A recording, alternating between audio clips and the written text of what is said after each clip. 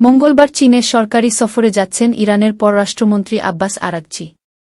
Iran ও যুক্তরাষ্ট্রের মধ্যকার তৃতীয় দফার পারমাণবিক আলোচনার আগে মঙ্গলবার তার এ সফর অনুষ্ঠিত হবে বলে জানিয়েছে দেশটির পররাষ্ট্র মন্ত্রণালয়। সোমবার এক সাপ্তাহিক সংবাদ সম্মেলনে ইরানি পররাষ্ট্র মন্ত্রণালয়ের মুখপাত্র ইসমাইল বাকাই এ সফরের ঘোষণা দেন। তিনি জানান, আরাগচি এর আগেও গত ডিসেম্বর মাসে চীন সফর করেছিলেন।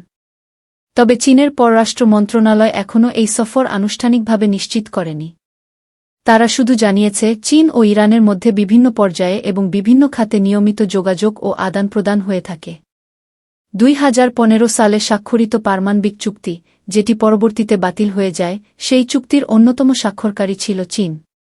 Joint comprehensive plan of action নামে পরিচিত ওই চুক্তিতে যুক্তরাষ্ট্র, ব্রিটেন, ফ্রান্স, রাশিয়া, চীন, জার্মানি ও ইউরোপীয় ইউনিয়ন সই করেছিল।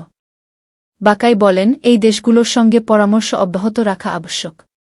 উল্লেখ্য, মার্কিন প্রেসিডেন্ট ডোনাল্ড ট্রাম্প 2018 সালে প্রথম মেয়াদে ক্ষমতায় থাকাকালীন একতরফাভাবে যুক্তরাষ্ট্রকে ওই চুক্তি থেকে প্রত্যাহার করে নেন। এর এক বছর পর ইরানও চুক্তির শর্ত ভঙ্গ করে নিজস্ব পরমাণু কর্মসূচি এগিয়ে নেয়।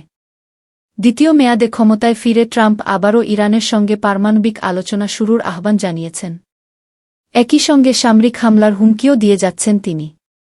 ইরান জানিয়েছে, ওমানের মধ্যস্থতায় আব্বাস আরাগচি ও ট্রাম্পের মধ্যপ্রাচ্য বিষয়ক দূত স্টিভ উইটকফের মধ্যে তৃতীয় দফার আলোচনা আগামী শনিবার অনুষ্ঠিত হবে। চীন বর্তমানে ইরানের সবচেয়ে বড় বাণিজ্যিক অংশীদার এবং প্রধান তেল ক্রেতা। যুক্তরাষ্ট্রের কঠোর নিষেধাজ্ঞার মুখে ইরানের রপ্তানিযোগ্য প্রায় 92% তেলই চীনে যায়, যা ইরানি গণমাধ্যমের তথ্যমতে তুলনামূলকভাবে বড় ছাড়ে বিক্রি করা হয়। 2021 সালে চীন ও ইরান একটি 25 বছর মেয়াদী সমন্বিত কৌশলগত চুক্তি স্বাক্ষর করে, যার আওতায় জ্বালানি, নিরাপত্তা, অবকাঠামো এবং যোগাযোগ সহ নানা খাতে সহযোগিতার প্রতিশ্রুতি রয়েছে।